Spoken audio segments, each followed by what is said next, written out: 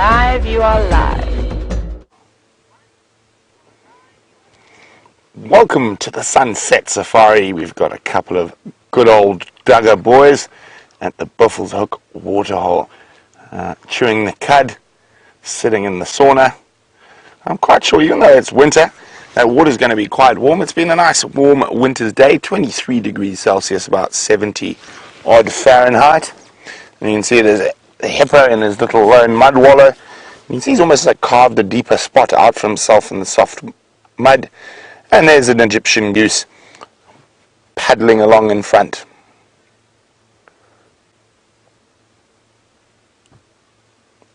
Quite the picturesque scene here at Buffalo's Hook Dam. Now, we've been looking for those mating pair of leopards. We haven't had any success. My name is Brent, and on camera today I have Gerard, who's going to be joining us for the next week or so, helping out in the camera department. And we've got Jamie and Jeandre out in the other vehicle, and Louise and Chelsea in final control. So, what's the hippo decided to try and move the Egyptian goose away from himself. Although there's another Egyptian goose about to come up behind him.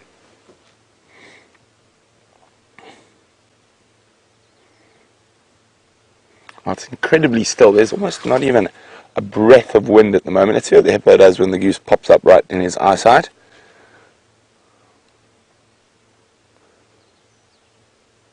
Nope, decided to ignore that one. So what we're going to do is we're going to go check the lion den, see if the mother's there, and then make our way back towards the west, slowly stopping every so often to try listen to see if we can find those mating leopards again. I know Jamie's going to go see if she can find the rest of the Nkuhuma Pride. We had tracks all over the place this morning, but unfortunately no luck in finding them.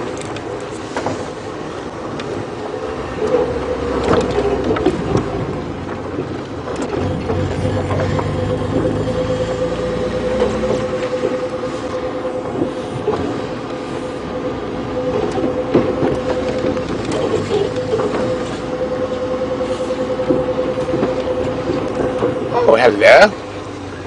So around these water courses, which are very important, always water at this time of the year, you get lots of little animals popping up, and during the heat of the day you get a lot of the herbivores, and in this case we've got some inyala. It looks like they've probably just finished their drink and are now heading back towards the thickets surrounding this little dry creek system that flows into Buffalo's Hook waterhole.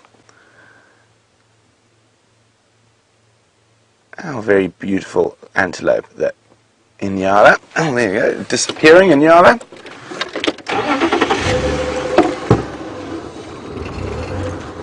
Oh, what do we have here? There, hippo tracks and buffalo tracks, probably belonging to the individuals that are currently in the Buffalo's Hook waterhole.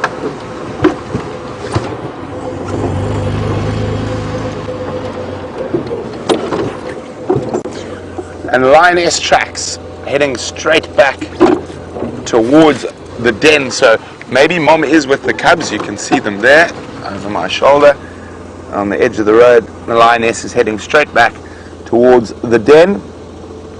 There we go. There they are. So that's good news. So we might be able to spend a little bit more time with those tiny little cubs today.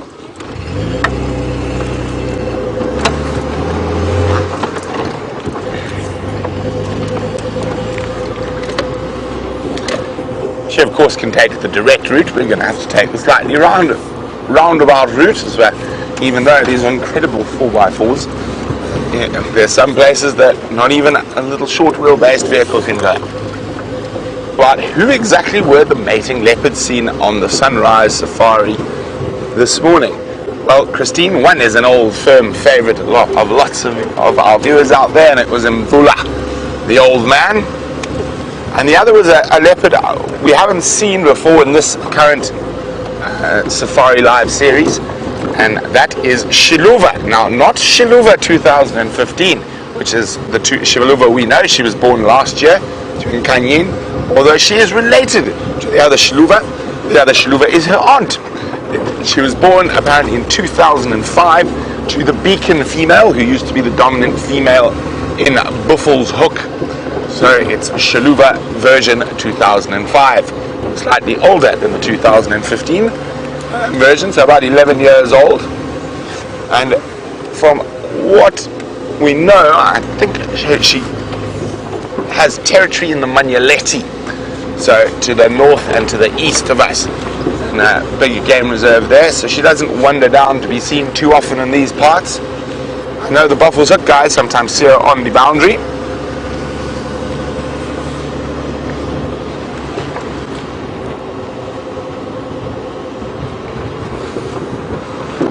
Okay. The leaning terminalia of Buffalo's Hook. You just have to watch it because it catches the aerial. Should be okay. There we go. So while we try follow up on these lion tracks, but I'm pretty sure they're going straight towards the den site. Let's go see what Jamie's got planned for you at this safari. Good afternoon and welcome on our sunset safari. If you are joining us for the first time, my name is Jamie and my cameraman this afternoon is Jean-Andre, and together we have been working as a team to move a roadblock out of the road while you've been with Brent. We tackled a most impressive 4 trees. Was it 4 trees, Jean-Andre? It was 4 trees. 4 trees all bundled together that had been pushed over by an elephant, and I feel as though we did a marvelous job of moving them off the road. Jean-Andre, of course, leapt athletically from the back of the vehicle and started pulling by hand. I took one look at the thorns on the tree and used Wendy's bumper. But together, we managed, apart from one minor near incident where one of the trees came loose faster than expected and Jean-Andre nearly went flying, apart from that, we managed it very effectively. So that's what we've been busy doing. We've had a thoroughly action-packed afternoon.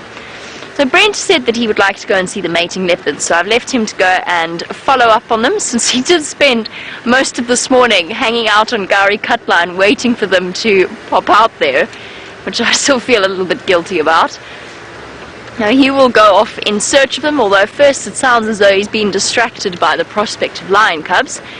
Jean-Andre and myself, on the other hand, as we trundle about on Wendy, have a couple of things up our sleeve. One is that we're just checking quickly for Karula, because it would be remiss of us not to, around Weaver's Nest and Treehouse Dam area. So that's what we've been doing now. Then we are going across to follow up on a report of cheetah tracks crossing onto Djuma. And I think potentially, no, it sounded like it was a male, although you never know. Somebody might have been slightly mistaken. It might be a female. Looks like it was solitary tracks. So we're going to go follow up there. And then we're going to go and look for the hyenas at the end of the sunset safari. So that's our plan for the afternoon. Along the way, I can almost guarantee that at some point we are going to bump into leopards. Ach, not leopards. That was a bit of a guarantee. Ooh, I meant elephants. I didn't mean leopards. Although both would be nice. Yes, we'll pack both into the sunset safari. The leopards were a nice surprise this morning. Especially since they mated as I got out of the vehicle to look at their tracks, which definitely helped us in finding them.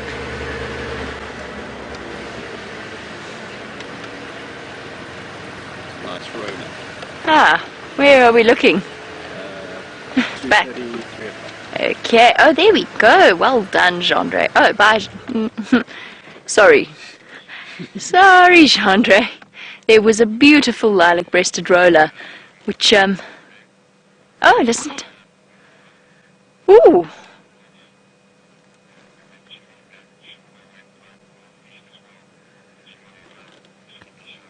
Just listening to the Game Drive channel. Trust me, this is going to be worth it. Definitely going to be worth it. Whoopsie.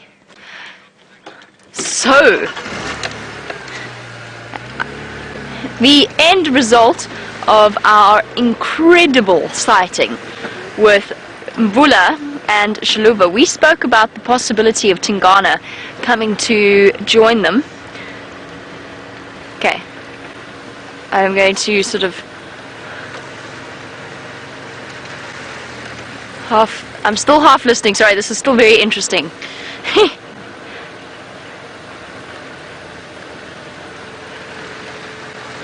Okay. Really, really interesting stuff. Alright, I think Brent's going to steal my thunder and steal my story, but that's okay.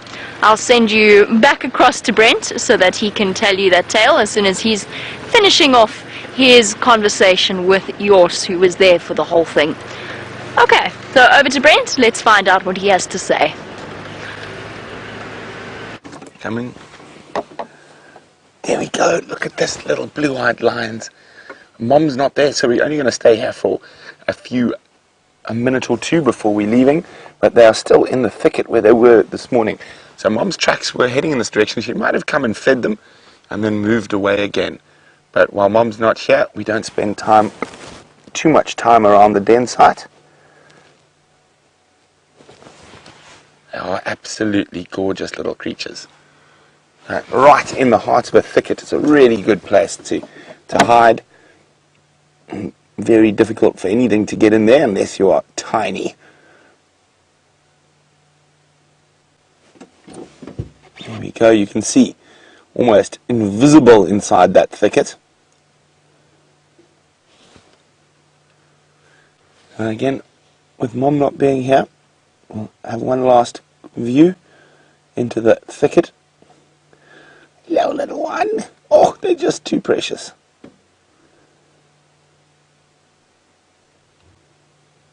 Okay, so Mom's not here, so we're going to move on. Every time I come, Mom doesn't seem to be here.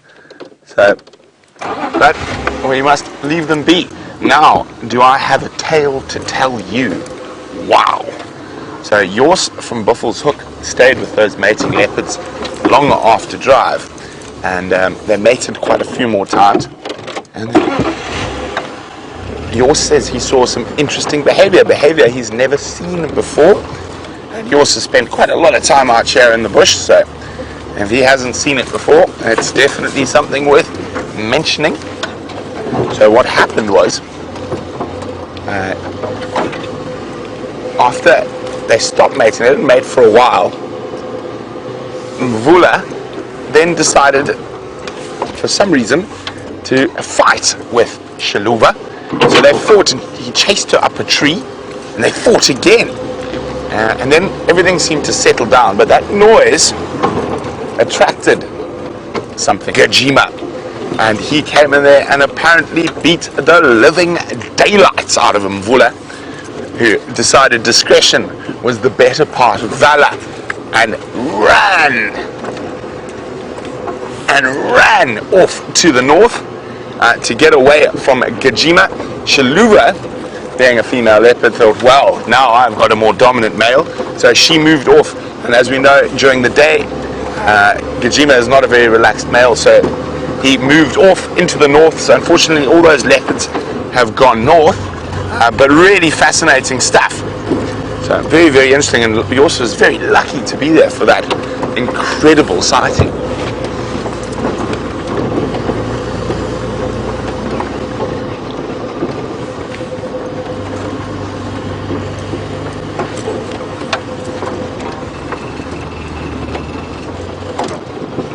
So we're going to keep checking around. I think we're going to go give Jamie a hand with those cheetah tracks and head now towards the southeast. While we do that, Jamie's got some hippolamps to show you.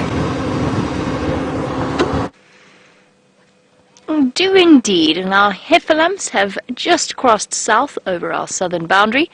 So unfortunately, a very brief hippolamp sighting, but a hippolamp nonetheless.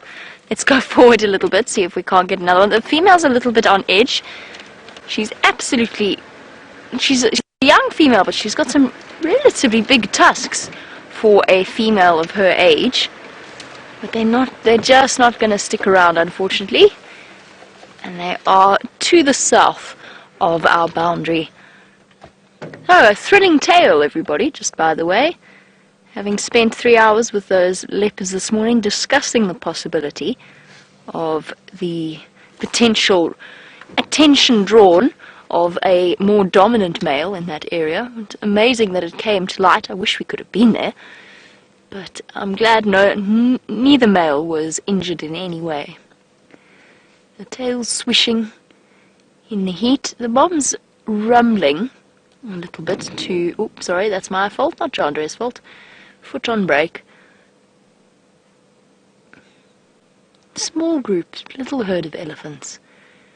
And she does have a youngster with her, hidden away there in the shade.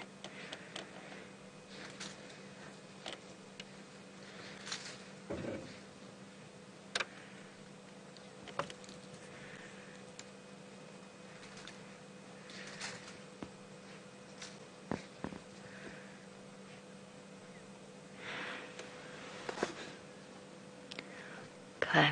Unfortunately, they have pretty much moved into an almost impossible position. I just want to show you this lovely lady's big tusks, although she might be making things easier here. There we go. Hello, big girl. She's got, for a small elephant female, she's got very, very long tusks.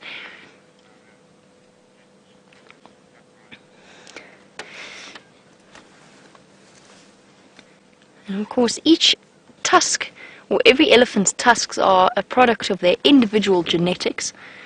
Each individual will have long tusks or short tusks, fat tusks or thin tusks, that they will be determined by their individual genetics. And she obviously has programmed through for relatively long, relatively thin tusks.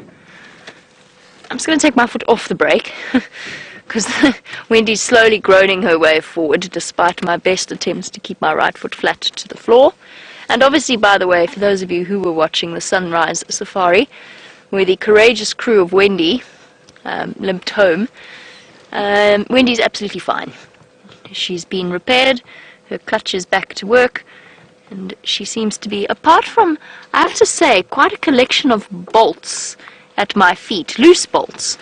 You know, the sort of the loose bolts that one gets when one takes something apart and then puts it back together without really memorizing where they go.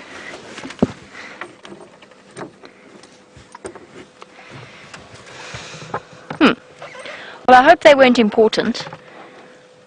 Not too important, I'm sure. I'm sure they, if they were important, well, oh dear, oh well. We'll watch our elephants disappear off into the bushes and I think carry on. Here's little one, just over a year old or so. Not quite, maybe just around a year old. Still very much attached to being at Mom's side. There was an enormous herd of elephants around the sort of Vulture's Nest, Nyala Road South area, so I might have a look for them as well on our way to search for this cheetah. Okay, well, since our elephants have disappeared, I have spotted something large and grey up ahead. Let's go and catch up with it. But Chandra is going to show you what it is first. A waterbuck. And we saw a waterbuck cow at the start of drive. Unfortunately, it was too early, and it was quite a long time before the start of the actual drive, so we couldn't show it to you. But a female waterbuck, which is fascinating to see. I mean, a waterbuck is a fluffy creature. This particular female waterbuck was very svelte and far less fluffy than the rest. She almost, from a distance, she almost looked like a kudu, except just slightly skinnier.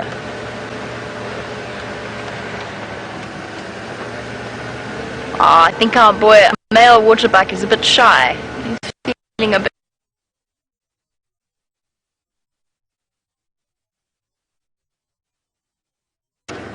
Now, some waterbuck are relaxed, or some animals are relaxed and some are not. And he is not 100% relaxed at all. Or he was just really desperate to get to that patch of earth, but I don't think so. I think he's a bit nervous of us. Young bull, the horns still have a slightly inward tilt, not completely fully grown.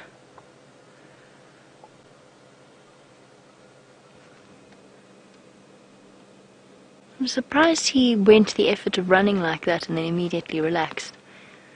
But perhaps it was just our forward motion.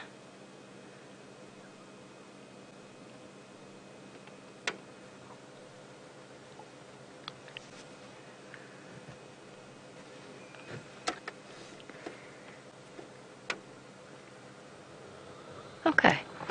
Right. Let's continue on, at least try and get to the area where the cheetah tracks were seen heading to, and see if we can't follow up on them around there.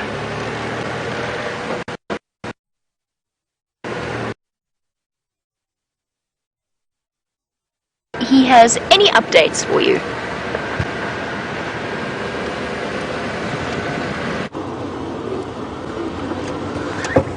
No updates from our side, but we are slowly making our way towards where those cheetah tracks were.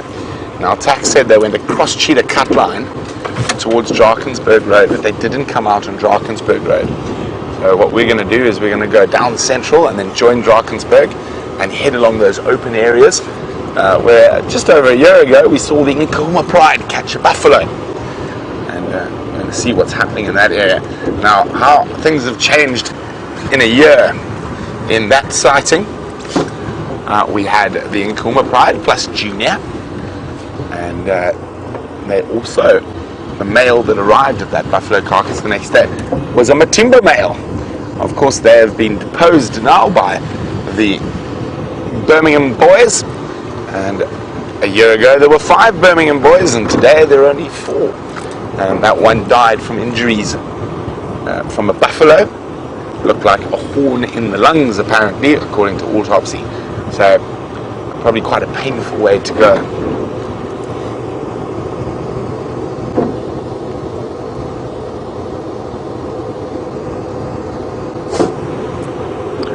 Okay, so the cheetah crossed just up there. So we're going to go down here.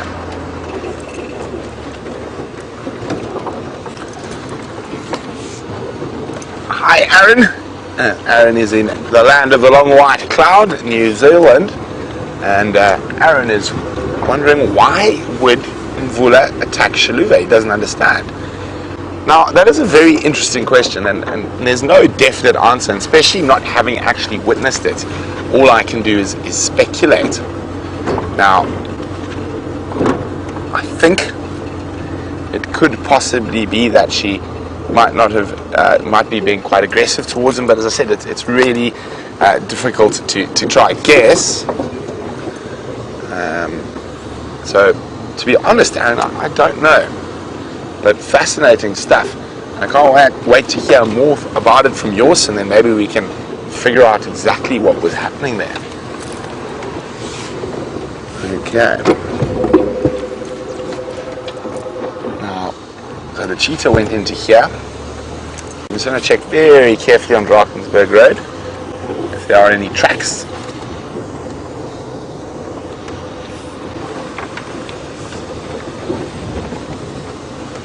And this is the spot I was just talking about. Right there is where the buffalo expired. And his horn's actually still here.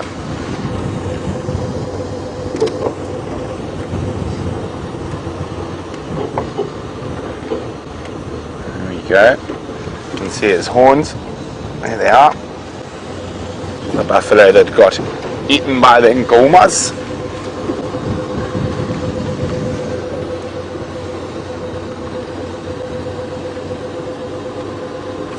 Oh, hello, little steenbokkel.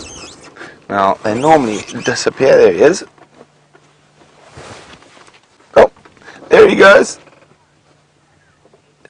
There he goes. Gerard is having a laugh. Katie is asking, what is the name of my cameraman? It sounded like I said Carrot. No, it is Gerard. And if his name was Carrot, he would be in the Night's Watch, for those who read Terry Pratchett. Of course, the 6'6" dwarf. It does sound like you, exactly. Gerard has also joined the tall ranks of the Wild Earth crew. So I think the tallest person is Brian. He's 6'4", and then Jeandre, myself, Gerard, we're all around 6'3".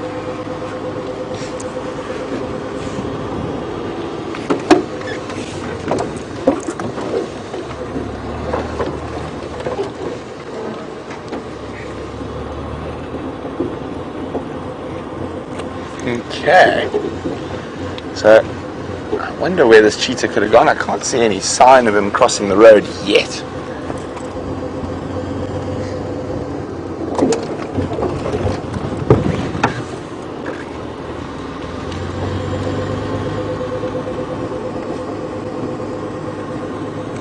see where Jamie is. Jamie.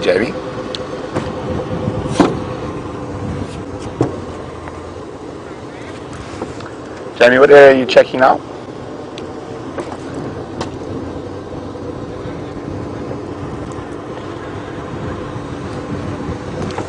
Copy, yeah. I'm doing Mamba back towards Central. I haven't found any tracks coming out of the block yet.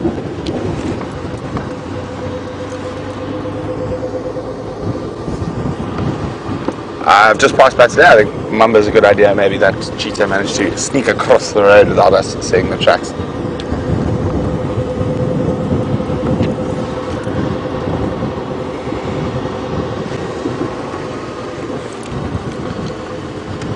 I said take Mamba. I've just bypassed back today, now heading towards Central. Okay. I wonder if that cheetah's not just lying up here in the mixed woodland somewhere, having a snooze. What we might do is we might go back to the last set of tracks and take a little walk. See if we can find it on foot.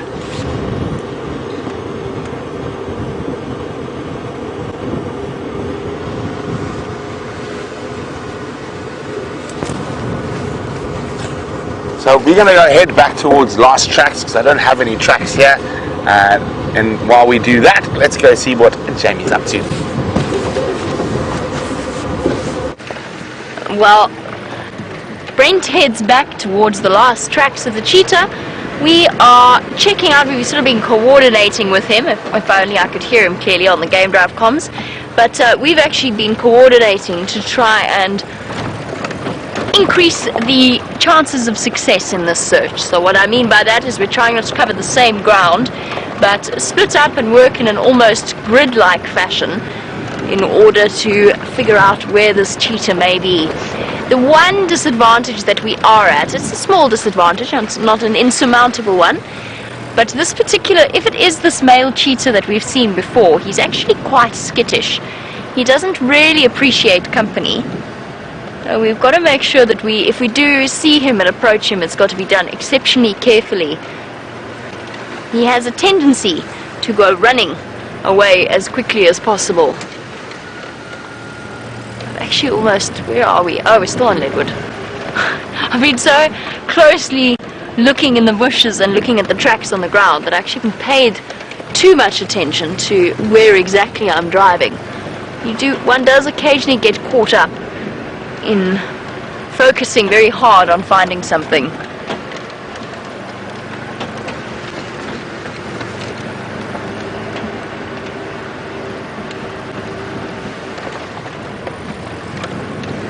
One thing I can tell you, the nice thing about Leadwood Road is that tracks on here are very clear to see. It's very easy to see them. So I don't think we've missed our cheetah crossing this way.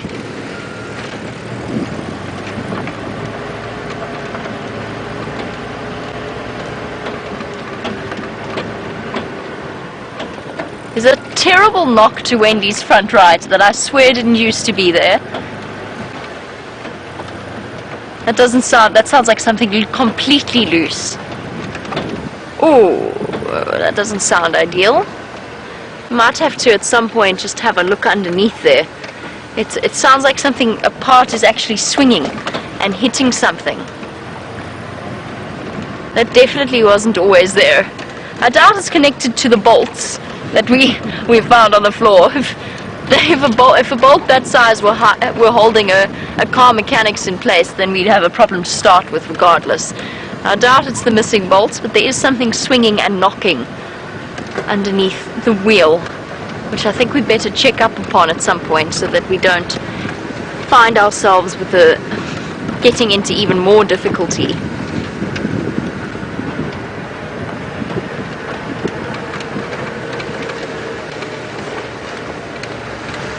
Okay, there's just hyena tracks here, so I'm focusing very carefully on picking up the paw prints and the paw tracks. Hyena and cheetah are of relatively the same size, in terms of their track, but their shape is very, very different. The cheetah, like all of the cat family, have that straight-on stride instead of a crosswalk that hyenas get.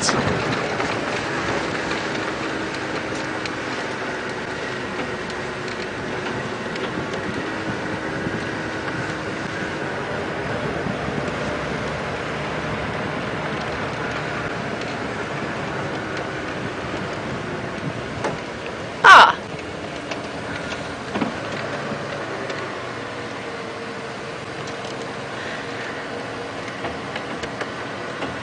See if we can't get a view of this hornbill. It's in exactly the same place we saw one doing this the other day. Sitting on top of a termite mound, plucking out the poor hapless termite victims, but also in this case I don't think he's taking advantage of the heat radiating up from the chimney stack of the termite mound. I think he's just taking advantage of potential snack encountering. Maybe it's also just a nice place to perch and warm up. Opportunity to groom itself. A red-billed hornbill in this case. And the other day we stopped and we watched a pair of them pluck away the workers of a termite mound, but it was on one of those unusually cloudy winter's days that we occasionally get out here that are crisp and very, very cold. And the hornbills were clearly taking advantage, first of all, of the termites' increased activity on a cold, cloudy day, and second of all, on the heat that exudes up from these chimney-like structures of the termite mounds, because that is, of course, what they are. They are chimney stacks to allow for heat release from deep underneath the ground. At the moment, though, he's very distracted. He's doing a serious search for any parasites that might be crawling into his feathers. Now that preening process, there you go, you've got the termite mounds. You'll often find, oh no, he is searching in there as well. Cheeky. Because you'll often find that hornbills will make use of the heat that comes up from the termite mounds itself. But it comes obviously with the dual benefit of potential termite snacks, and that's what he's reaching down and grabbing. And because he plucks them out one by one, even though they do release a little bit in the way of pheromones, it's not quite the same as an aardvark attack or another insectivore attack where the soldiers would respond to mass panic and come and attack. He's just sneakily and quietly removing one by one. Not very successfully, though. Oh, there you go on. Gone down the hatch. The other thing that hornbills will do, apart from preening or sitting on top of the termite mounds for this process, is they will actually go and sit on top of ants' nests to help them clean their feathers. And what that means is that the ants do swarm all over the birds, and they actually clean out their feathers, at the same time producing a formic acid that cleans away and sort of poisons any parasites that may have made their way onto the bird's wings. And that includes bacteria, it includes mites, tiny, tiny mites, fleas, and pepper ticks as well. So it's not just me that gets inflicted with pepper tick invasion. Birds get it as well. I just complain about it more than they do. They've got a far more effective way of dealing with it. Those clever little approaches that the bush has come up with.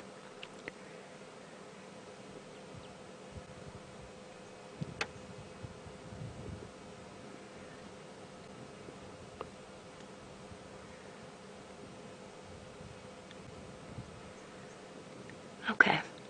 Bye-bye, hornbill. Good luck with your termite hunting. Shame, I feel a little bit sorry for them. These poor, hapless, unsuspecting termites making their way to the surface only to be caught up by a red-billed hornbill. Let's go back across to Brent, find out how he's doing and where on earth he is.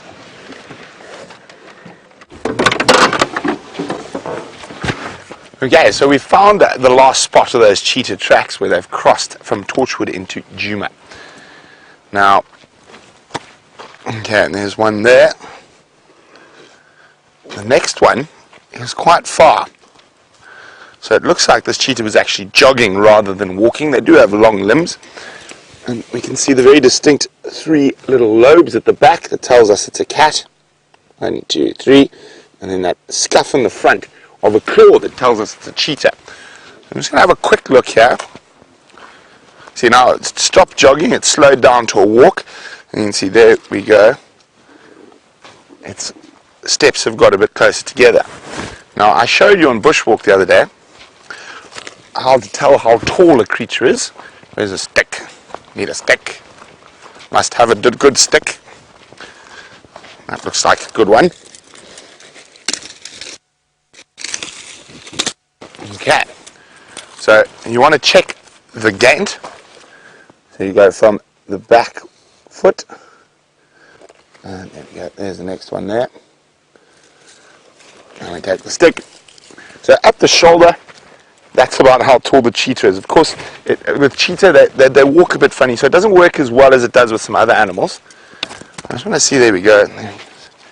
I just wanted to see if he changes direction, maybe didn't walk parallel rather than through, because we can't find any tracks on the other side. Now there's some hyena tracks here as well. Oh, there we go. Literally goes straight into this thicket. There we go. There we go. Okay. So we've got more or less a general direction. I'm going to do one more loop back that way, towards around where Jamie is, and then if we get nothing on the last loop, I'm going to go for a walk. It's quite a nice stick.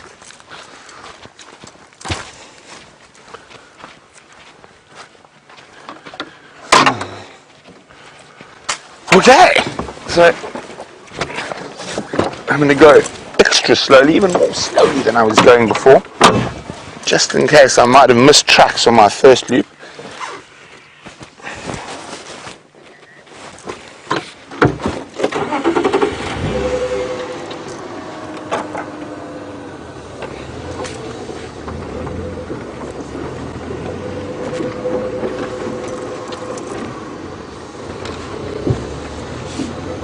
Okay, so who knows, it's quite a warm winter's day. Maybe the cheetah stopped for a snooze. Let's just go very, very carefully looking into the shade around here.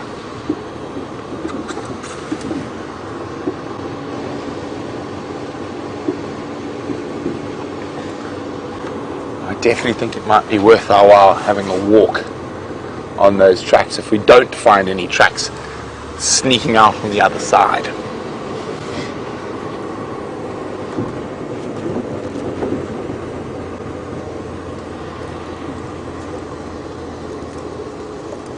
Now, cheetah can walk big distances, particularly males.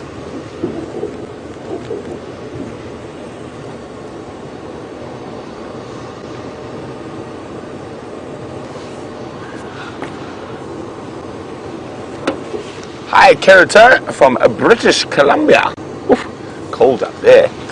Now, Arathusa would like to know, how heavy are cheetah and are they dangerous to track on foot? They're taller than a male leopard, a male cheetah, but they weigh a lot less. They probably weigh, a big male cheetah probably weighs 60-65 kilograms. And they're not at all dangerous to track on foot, which was your other question. There's, with wild cheetah, there's very, very, very rare, or very seldom they'll ever attack a human, an adult. Children are a different matter altogether, but an adult human, there's very few cases. You'd have to sort of corner a cheetah in a cave to make it angry. Normally they choose to use their fleet feet to get out of dodge.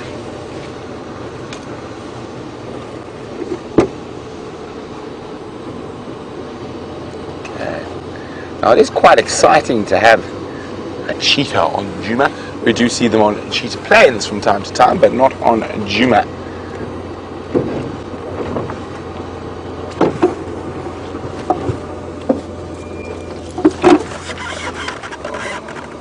There's a stenbok very far away. I just saw a little bit of movement.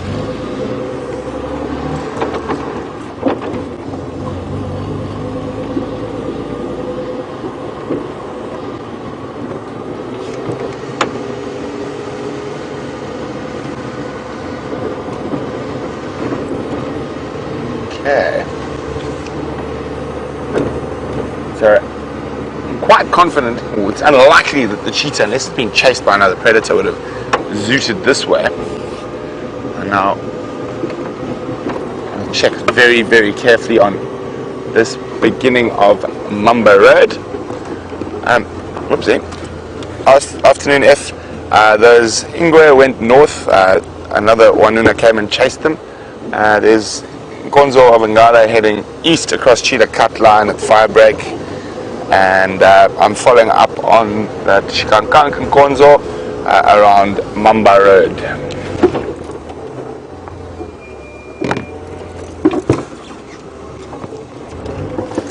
On the Firebreak, on Cheetah cut line heading east.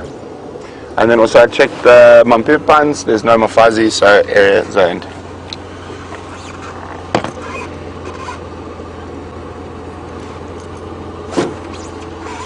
Okay, sorry about that, just giving Ephraim an update for the afternoon because there are only two of us out and it's Jamie and myself, and I know Jamie is putting her head inside Wendy's front right wheel, her and Jean off the vehicle trying to figure out what's wrong with it.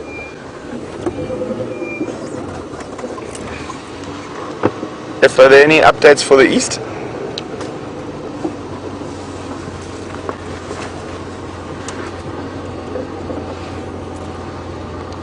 Copy that. Okay, come on.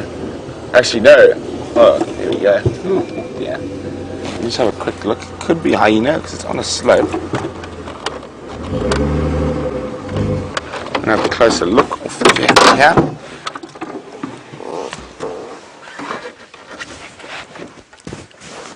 Okay, I just want to have a quick look. Now, cheetah very often don't like to walk on the roads. They'll often just cross straight across, and the reason for that is they don't really like bumping into other predators, specifically lion, hyena, and leopard, who are all much stronger than them and pose quite a threat. This, however, is a hyena, not the cheetah we are so desperately searching for.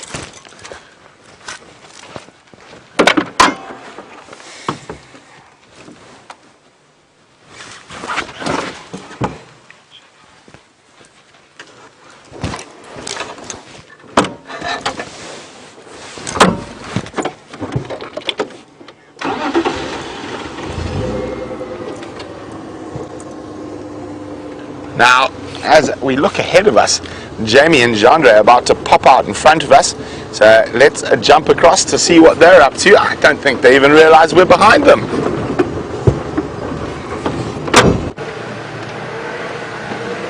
Well, we did sort of plan the route that we were going on.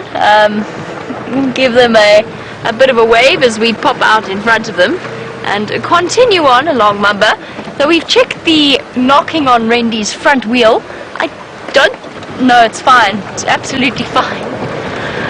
It was not nearly as disastrous as we perhaps suspected. It was just that the wheel well had come loose. So the mud guard had come loose from the wheel well and was flapping against the tire. So all is well in the world.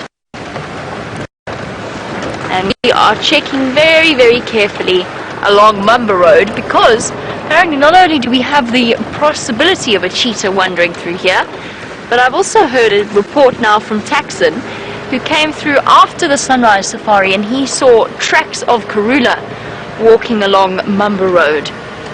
Now it seems as though potentially Karula might have, he said Karula, a female leopard, potentially Karula might have decided to come back and join us.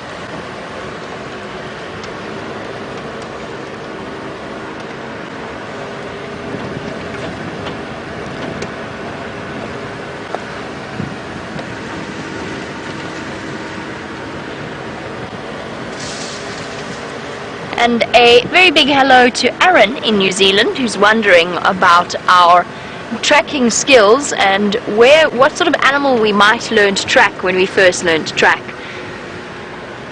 It's a difficult one, Aaron. Usually with the sort of, most of us learn on the fly rather than actively being taught, weirdly enough. So it's not necessarily, we've got a female waterbuck, by the way, glancing off in the direction. It's not necessarily that we are specifically taught to trail something. You just practice as you go along. But if you were to be taught to trail something, the thing that I learned to follow, and that I think helped me immensely in learning to track, was either rhinoceros or elephant. I spent a great deal of time tracking rhino where I used to work, and in fact spent probably about 5 out of every 7 days looking for the various rhino of the reserve to help keep track of them. And that was what I learned to track. Have a big animal, like a rhino or an elephant, leaves big footprints, and it is not as easy as you might think, but it certainly has more of an impact on the area around it. And once you sort of get used to trailing something like that, then you get the idea of tracking lions, tracking leopards, and there's nothing like that feeling when you first start following an animal from its tracks on the road, off the road, and into the bush. The first time you ever find an animal that you've been tracking is such an incredible feeling. And you get so caught up in it that you walk with your... well, when you first start tracking, you walk with your eyes trained to the ground to be sure that you don't miss a single track, and you sort of forget to look up, which is of course not ideal either. You definitely don't want to be doing that. But I have nearly stepped on animals before that I've been trying to track because I've been so focused on looking for their footprints. But I think that those are the animals that I learned to follow initially and got used to following. One thing we never track is antelope species. Oh, shame, she's not going to stick around. It's alright, girlie. As I said, some waterbuck shy, some waterbuck not shy. Had 2 female waterbuck there. One presented us with a totally different reaction to the other. You never really spend much time trailing antelope, although you can. It can be quite fun if you're just practicing to go track giraffe. Definitely you want to be able to recognize the different tracks. But that's tracking and trailing are not... Seeing a track and knowing what it is not the same thing as searching for that animal. But it can be quite fun. You play around with your tracking skills. You reverse track, go backward, follow things backwards, follow giraffe for a little while, try and learn to track things like kudu, which is next to impossible, those sorts of things. But of all of the animals, I would say the ones that we actively look for, try to track and find, leopards are the hardest to actually actively look for their footprints. Maybe wild dog as well, just because of the speed at which they move. You've always got this faint feeling that you're walking through the block looking for tracks and they've already 5 kilometers away, possibly in the Kruger National Park or potentially Mala Mala, by the time you've reached the other side, the other road. And that's where the difficulty lies with them.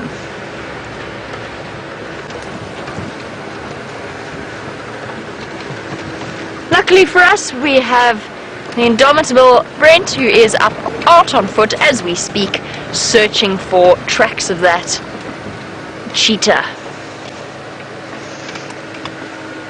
I've got Karuda's footprints here, and they are fresh-ish. These are the ones that Taxon must have seen. Show you what I'm talking about.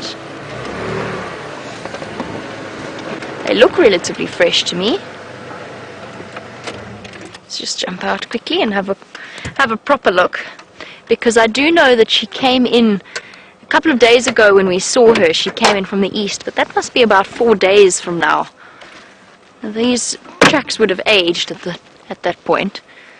Pick up a drawing stick and just have a look at the tracks that we've got here. Oh, by the way, any odd noises? It's the guys working on the Voyatella Dam itself, busy improving the dam wall. So the track we are looking at, for those of you who are inexperienced, is here. Back pad and the toes. And there's the back foot, that's the front foot, there's the back foot. Back pad and toes. Moving off in a direction this way, but being followed by a hyena. Not necessarily at the same time, there are just hyena tracks around here, and it's not unheard of for a hyena to follow on the tracks of leopards which is probably what happened to her the other day. And I'm just looking to try and figure out exactly how old these tracks are. Fresh-ish, I would say, given the fact that they're over most of the vehicle tracks. The hyena has walked on top of them and an impala has walked on top of them. Probably perhaps from about early last night, she might have come through here. And let us keep an eye out for the Queen of Djuma as well. I know that Brent told you the harrowing tale of her cub's narrow escape from the hyenas not too long ago. Was it yesterday morning? Was it yesterday morning or jeepers? Time is moving in strange ways. Sure, that feels like forever ago. But that does mean these tracks might be slightly older than we think they are. But Taxon called them in, and if Taxon thinks it's worth following up, then it's worth following up.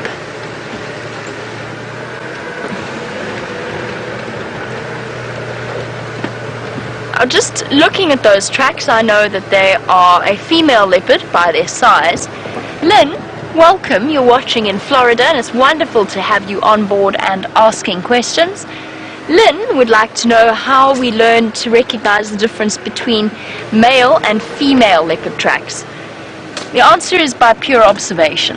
So what we often do, she's gone off by the way, she's gone off into this block here somewhere.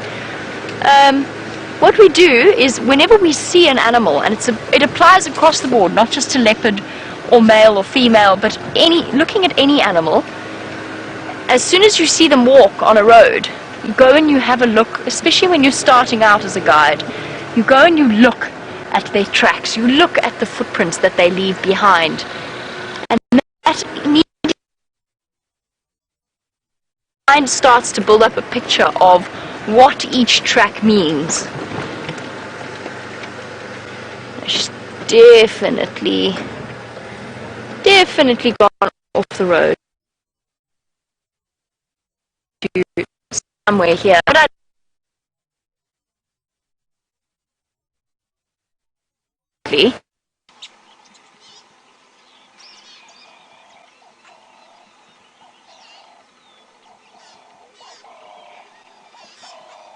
going to disappear off your screens in a moment. I'm trying to get through as quickly as possible. Obviously the signal's not managing to hold up, so bear with us 1 second. We'll be back with you very, very shortly.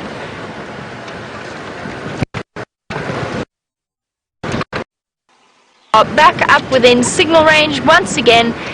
Crisis averted, panic over. We're leaving the cheetah and the leopard. We can't actually follow up, unfortunately, in that area because in both places Wendy just doesn't quite have the signal.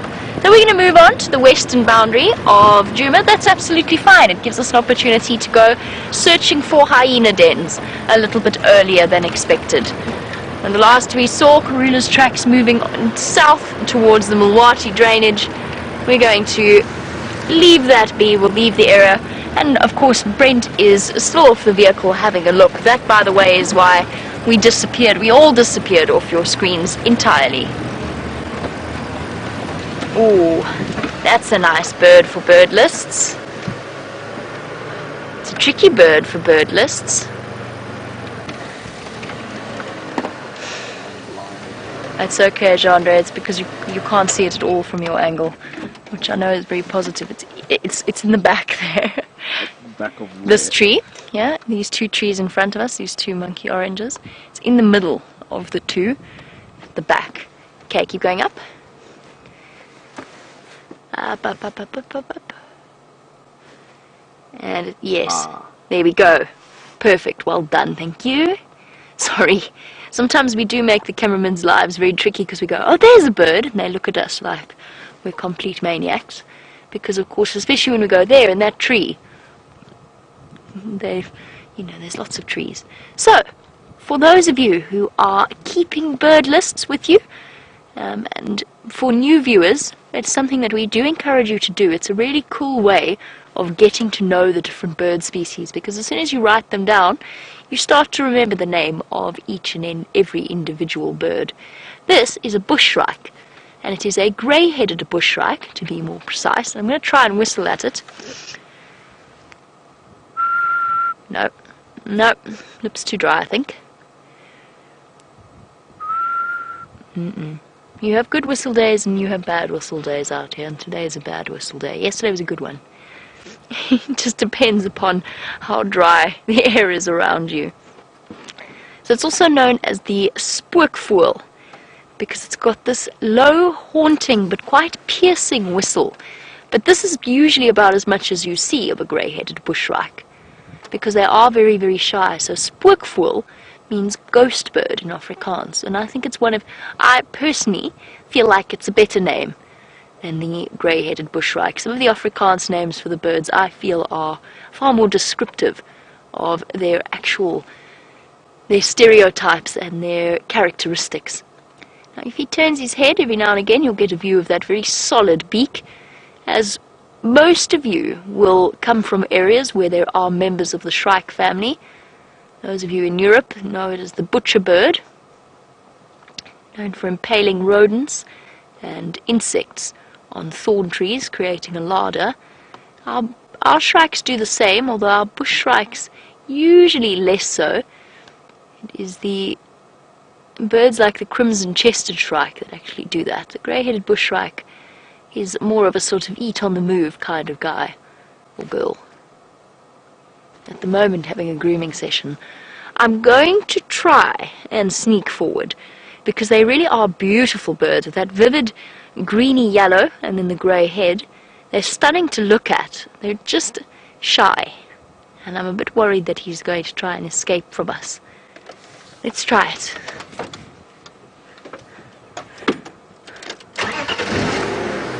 Well spotted, Gendre, by the way. That wasn't an easy one. There, the bird in the back of the tree that is so dense you can't see through it. Oh, don't be horrible, bird. You still got him there. I can see him. He's. No. If you go, there you go, right? There you go. There. Voila! The grey-headed bushshrike. For those of you who are quick off the mark, you might have seen it. For those of you who weren't, my apologies. We'll try for a better view at some other time. For now, just a flash of yellow for a bird that very much likes to be a spook, a ghost, secretive. Right, so speaking of secrets, let us see if Brent is willing to share any of his own in terms of his update as to how the cheetah tracking went.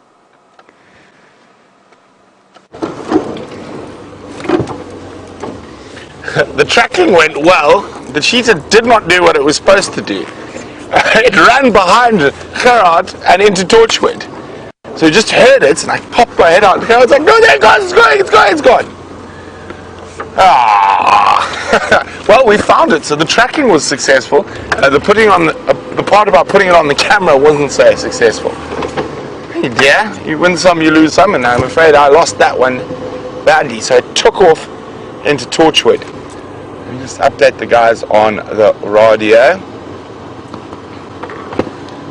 The stations are spooked that Shikankunk on foot, and it ran back east into Torchwood at just to the west of the central junction.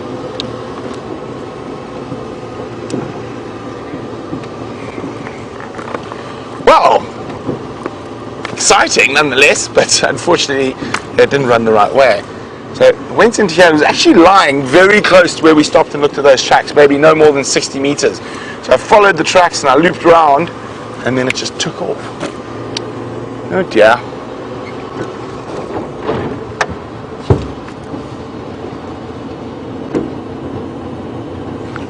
Sorry, 1 second, just going to be on the radio. Copy orbs, yeah, probably 50 meters to the west. I'm sorry, to the south of Central Junction. He went straight east over the ridge.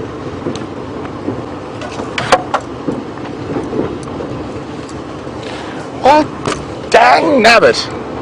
We're going to have to find something else now. think we might take a meander down towards Cheetah Plains. I feel like I haven't been there in an age. Maybe it went all the way to Cheetah Plains, didn't stop running, or maybe we'll find some other cheetah on Cheetah Plains. Doesn't sound like anyone's checked there this afternoon, so it'd be quite nice to have the whole of Cheetah Plains to ourselves.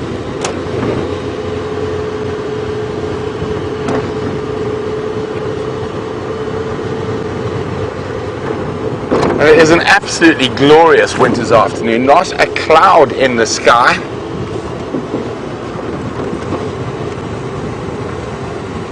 Oh dear, we will not be going to Cheetah Plains. The Cheetah Plains mast is apparently down at the moment. So, let's go to Arathusa. I haven't been there for a while either. See if there's anything happening in the west.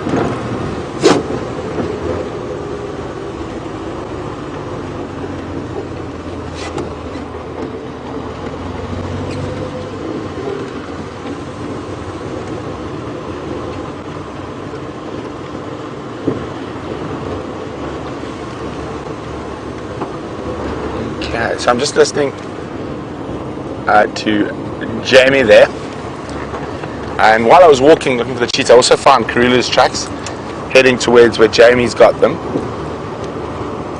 Copy, Jamie. I had tracks or heading towards Mamba in the block where that Shikankunk was.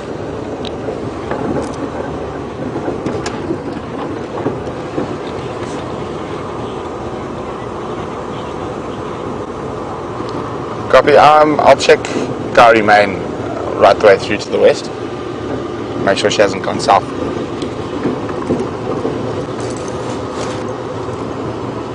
Okay, so exciting. Jamie's found some tracks that she thinks is Karula, sort of right in the centre there, heading towards the west. So we're going to loop quite far ahead of her just to make sure that the tracks don't cross to the south.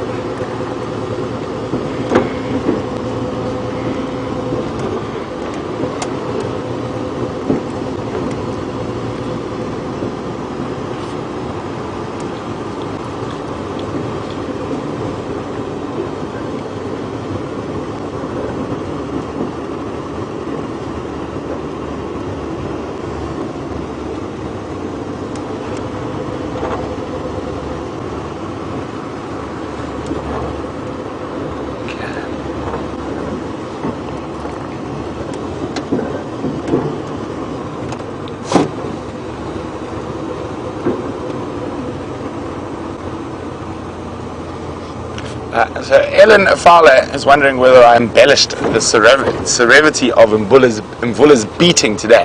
I didn't. Apparently it was quite brutal, and he definitely came off second to the ghost of the north, Djuma. And it's not unusual. A leopard of his age, he is going to spend most of his time being beaten up by bigger males, and even some younger males now. Well, not older males, younger males. Oh, just hang on. Just listening.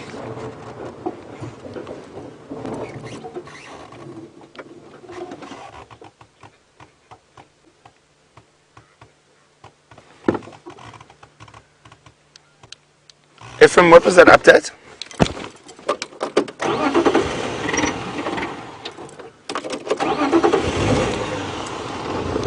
Okay, copy, thanks. Well, in other leopard news, Quarantine's got a kill in Torchwood, right down in the east near the Kruger boundary.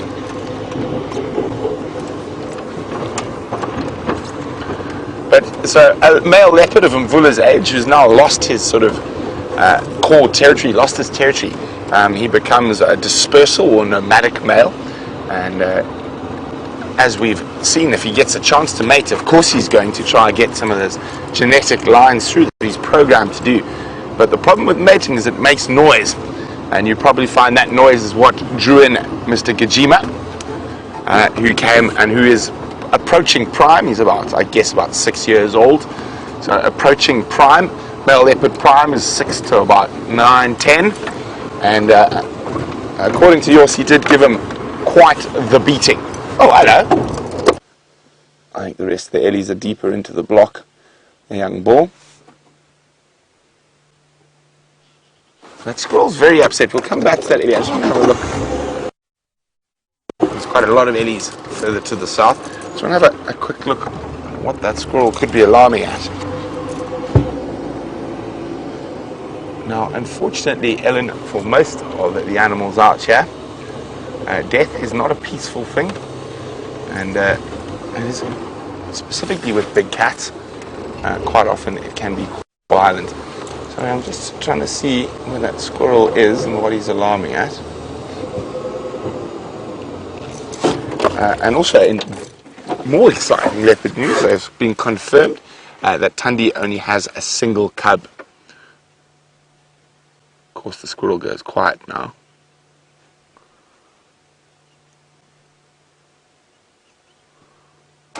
Let's go back to the eddy.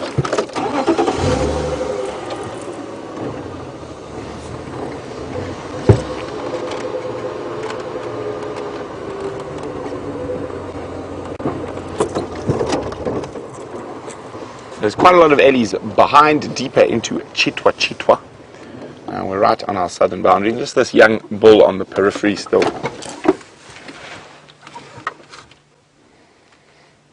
Giving us a sniff.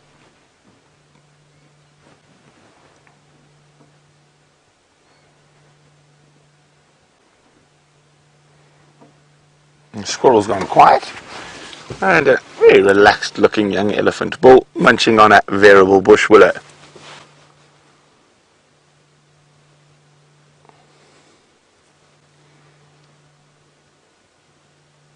Looks like he might be using that branch to, while he eats, also scratch his back.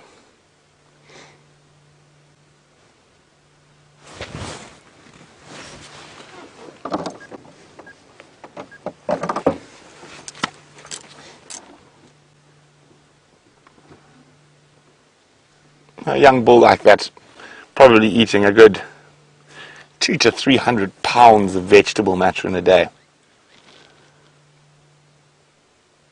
15 gallons or so of water.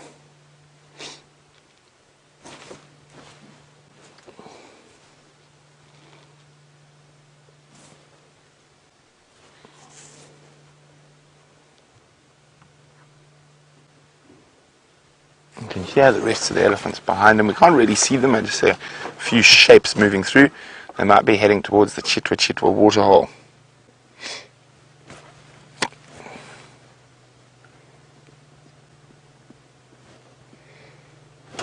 There's a car coming. I'm just going to move it slightly off the road.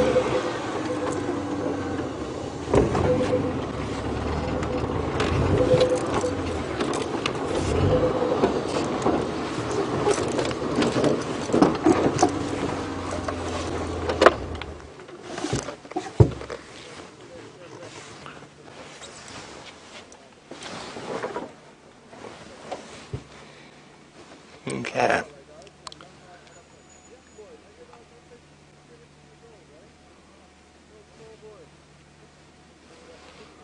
Yeah, hiding behind the bush. Sorry, we're causing a bit of a traffic jam here. There's a vehicle coming from behind us, a vehicle coming ahead.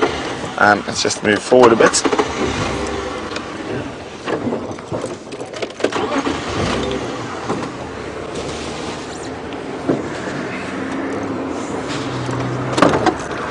Hi Zed. Hey brother, how's it going? Nice to see you. Lekker man, lekker. You're off to Tundi? Yeah, well, I'm going to take a look that side. Just any luck on Karula and Antoine's your side? We've got Karula's tracks. Jamie's following up at the moment. Just to let you know, I've just been tracking a skank on foot and it ran off into Torchwood, but heading sort of to the sort of south. Yeah, but probably a K or so down there, so it might pop out. Oh, fantastic. Yeah. See the numbers on. Yeah, on foot. No, when I got back to the car, it was already moving. Okay, cheers buddy, I'll see you later. Cheers guys. There we go, that's my afternoon meeting with Cedric from Arathusa. And what are you doing, mister? The rest of the ellies are moving off into the thickets. I'm trying to see if we can get another view of him. Oh, no, he's going to move off into the thickets. So we're going to keep heading sort of southwest down the main access road that runs through the centre of the northern Sabi Sands. It's called Gowrie Main. Now it's called Gowrie Main because the farm that Djuma is on and Torchwood is, well, Djuma's on Western Gowrie Torchwood's on Eastern Gowrie, and this road runs down the whole of that boundary. So we're going to keep checking for crewless tracks. We're going to give Jamie a hand. While we do that, Jamie is going to tell you what she's been up to while you've been with us. While Brent checks the southern boundary for tracks, we are running parallel with him just a little bit further to the north, searching around for any sign of her. Now, I picked up on tracks coming in this direction, and probably this from the same time as when she walked along Mumba Road. So she walked from Mumba Road and then she carried on to the west to where we are now. Her tracks have disappeared, and the one minor challenge in trying to figure out where she's gone is that those tracks were driven over quite spectacularly, so I don't know exactly where they went off the road. And there's been quite a lot of vehicle activity, and I haven't picked up on any sign of her popping out, and Aubrey's been around this area as well, and he and Will have not picked up on any sign of her. And I think now that we've done a full circuit of where she might have come out, I think it's time to go back towards a road called Ingwe Alley, and to call it a road is generous. It's a 2-track to try and follow along and see if she's not somewhere there in the drainage system. She does love that area. That is what our plan is for now, so I'm checking really carefully. It would be very nice to know what has happened with Karula, and if she has in fact managed to catch something for those poor cubs, because of course we watched them for 2 days on their own, not far away from here, not through any fault of poor Karula's. It was just that she was out hunting and attempting to catch some food for them. So they were all on their own, and she obviously lost the kill that she managed to catch from 2 hyenas. So the question is whether or not she has since managed to catch anything, and whether or not she's managed to keep it safe. She probably has. She's a very efficient hunter. She may well have caught something like a duiker or a steenbok. These guys might be, my word, I'm having a waterbuck day. So let me try and find a position while I answer Brent. Standing by.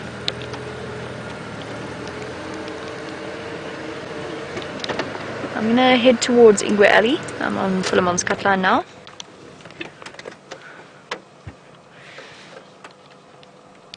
The one road I haven't checked is Elephant Carcass. I'm not sure of your position, but I can't head in that direction. Hello, little one. Even the little baby waterbuck would be a slightly too big a challenge for a leopardess of Karula's size. So a male impala is about as large as a female leopard is able to take down, or at least a female leopard of Karula's size. A female leopard of Saleeshe's size, on the other hand, might be able to tackle a waterbuck of this age. Hey, little one. Tiny baby waterbuck calves do get caught. I know Karula caught one a couple of months ago, but these are a little bit older. Just definitely one of the cutest of the baby antelope. They're just so incredibly fluffy. And John, we appear to be having a waterbuck day. This is getting ridiculous now. Yesterday was Elephant Day, and today appears to be Waterbuck Day. Everywhere we drive there's a waterbuck. Not that I'm complaining, I do enjoy them. I just find it quite, fascinating. What is that, little one? They got a fright at each other. Very cute.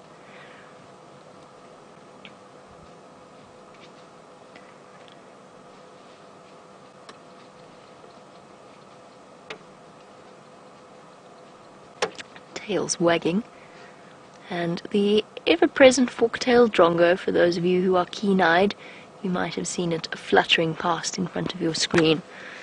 This is, however, not the most marvelous. Oh, hello.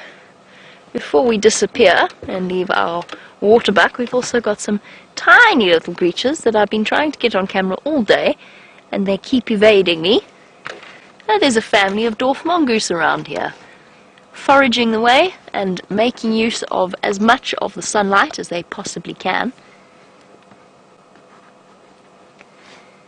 Digging through the undergrowth.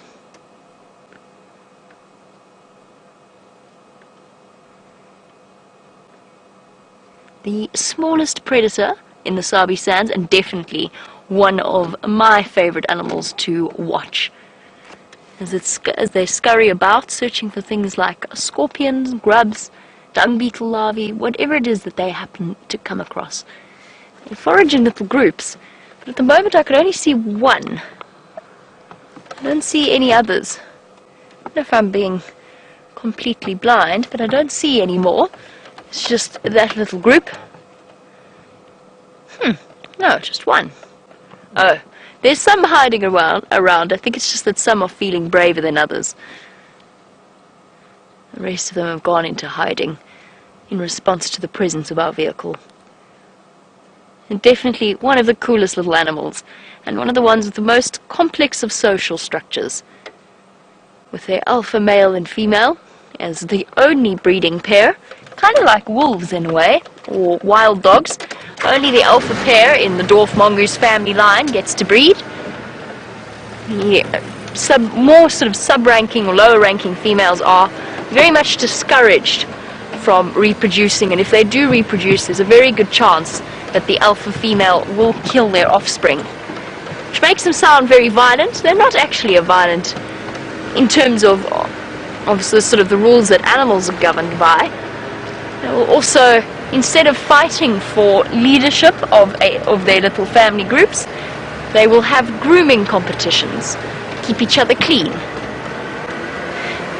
Because nothing says leadership skills like the ability to pursue the tonsorial arts. Alright, let's pop onto Ingwe Alley and just see if there is any sign of Karula coming out there. There's a very big drainage line that runs along in this direction, and it is the perfect hiding spot for leopards. The leopards of this area love it, hence the name Ingwe Alley, Ingwe being the name for leopards in Zulu. Now, Ingwe Alley is where the leopards go to meet or to hang out, and I'm hoping perhaps there's a chance she might be around there.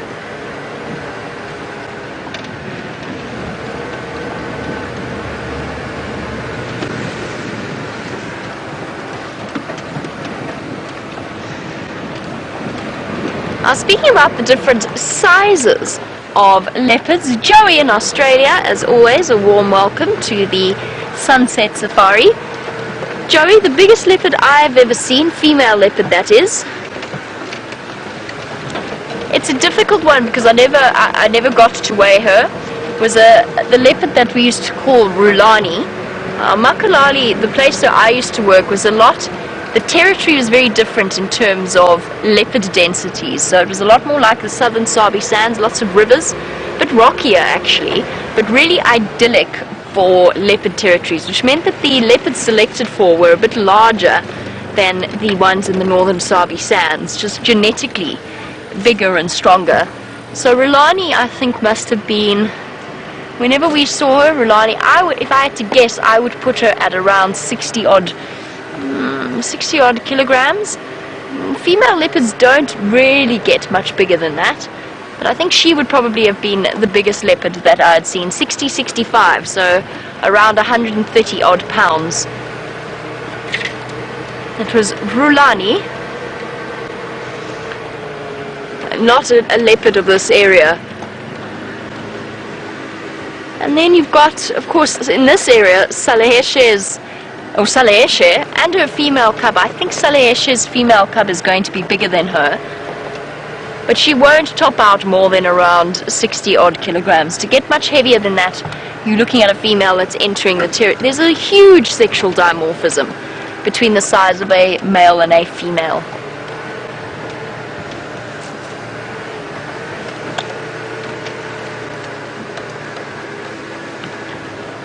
Okay, welcome onto Ingwe Alley. Let us all keep a close eye out for the marvelous Queen of Djuma. I'm really hoping she's got a kill somewhere.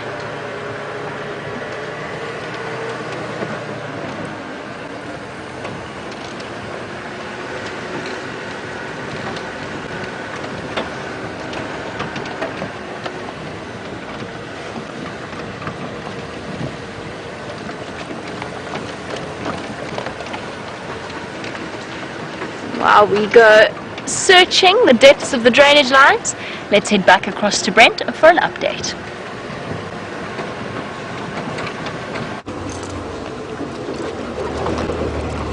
So we're just double checking these southern regions, making sure Karula hasn't snuck back to the south. I'm heading towards the high ground near Arathusa. I'm going to see if there are any updates there as well.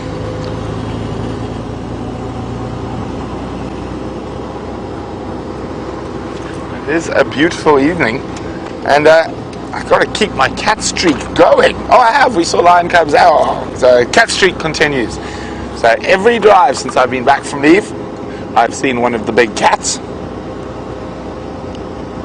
I don't even know how long it's been now.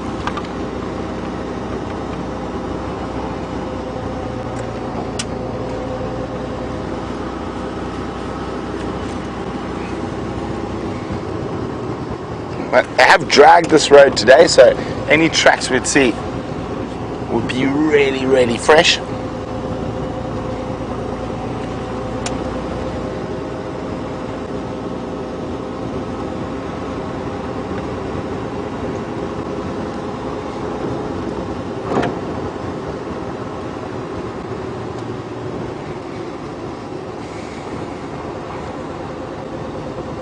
Hi, Fox Hat.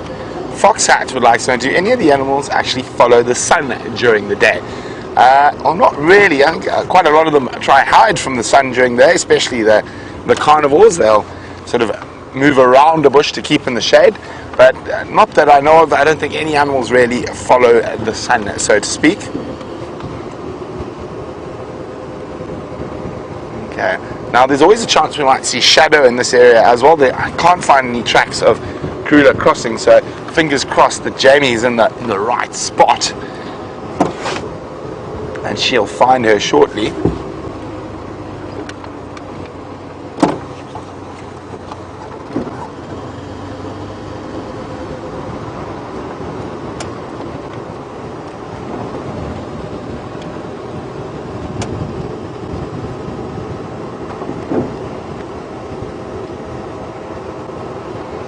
Okay.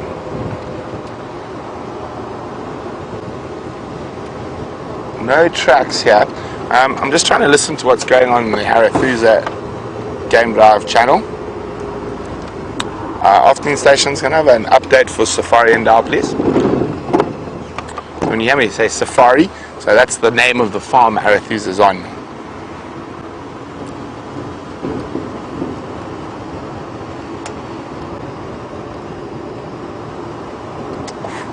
Can't hear anything just yet. Let's get up a bit higher and we'll try again.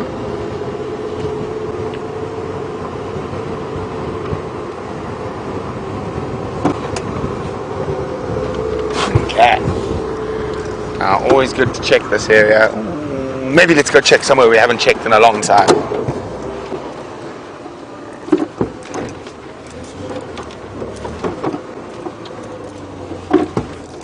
So we're going to check right down to the south of Arathusa, not somewhere we go too often. Sometimes the southern parts of Arathusa really spoil us, so fingers crossed.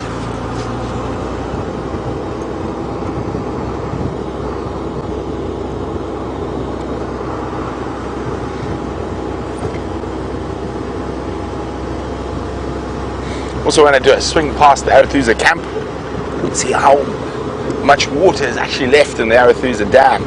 Very little. I haven't been to Arathusa apart from around where the Nkahuma is called that buffalo.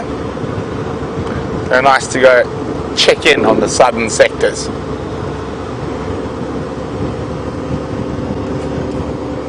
Now this is Shadow's part of the world, both sides of the road here. So hopefully we'll find a track or two, or even better, we'll find her and that gorgeous little female cub.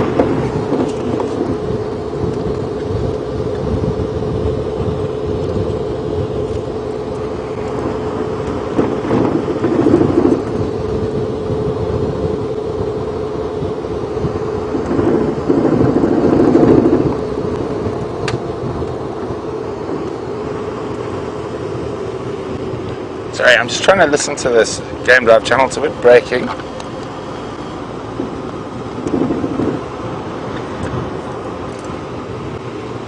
very loud. Anyway, that's better. Now we're going to make our way towards the southern end of the Arathusa airstrip. And there's the entrance, main entrance to Arathusa camp, but we're going to continue on to the south.